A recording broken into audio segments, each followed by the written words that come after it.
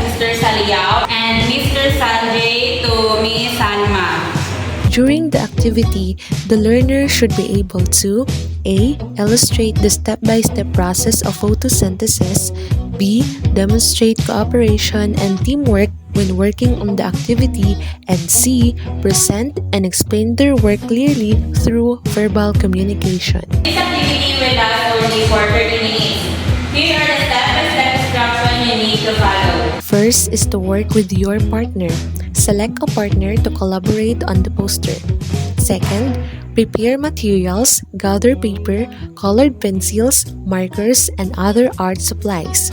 Third, draw the diagram. Illustrate a plant with roots, stem, and leaves including the sun, water, and air. Fourth, label key parts. Next, create a slogan. Include a short message like photosynthesis gives us life. Next, color and finalize. Make the poster neat, creative, and visually appealing. Next, prepare for the presentation. Both partners should practice explaining their poster. And last, present as a team. Take turns explaining different parts of the diagram while maintaining clear and confident verbal communication. Is everyone finished? Ma'am, wait lang, ma'am. Hindi ko kami natapos dito. Alright, you still have 5 minutes left. So, get ready to present your output. Before we begin to the presentation, let me read to you the rubrics and criteria so that you know how you will be graded. Here are the assessment rubric and criteria.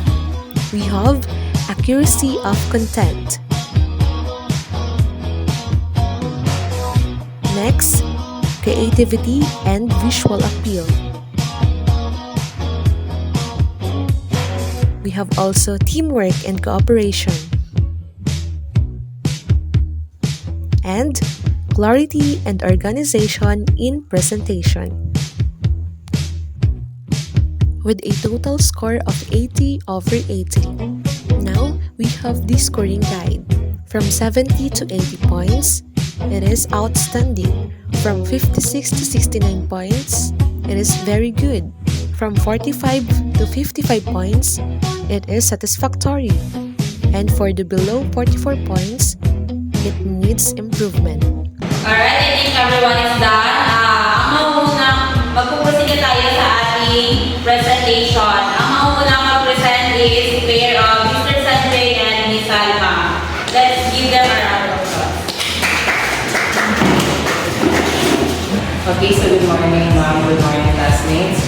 So, ang naisipan namin gawin is the world and makikita yung plants kasi we are surrounded by greeneries and the sunlight is over here under the biggest leaf because the biggest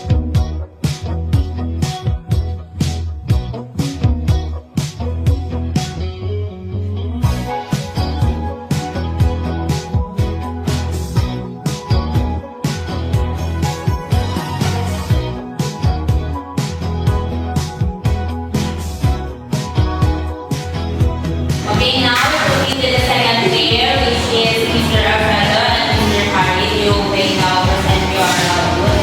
So, good morning, mga first of all, we would like to introduce ourselves. By the way, my name is Alejandro Bisayao and this is... My name is Alfredo Alonso Jr.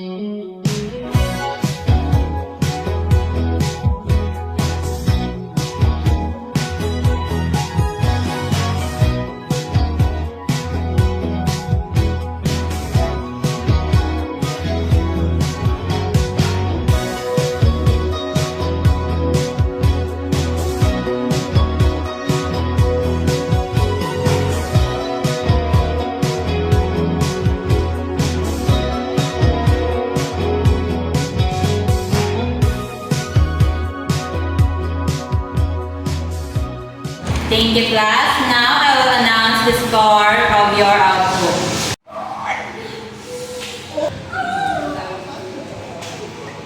Miss Sanjay and Miss Salma, the accuracy of content is 20, creativity and visual appeal 20, teamwork and cooperation 20, and clarity and organization 20. With a total score of 80 points. Congrats! I object. Joke lang mo. Sa pair ni Mr. Alfredo and Mr. Harriet, accuracy of content 20, creativity and visual appeal 15, teamwork and cooperation 20, clarity and organization 20 with a total score of 75 points. Congrats!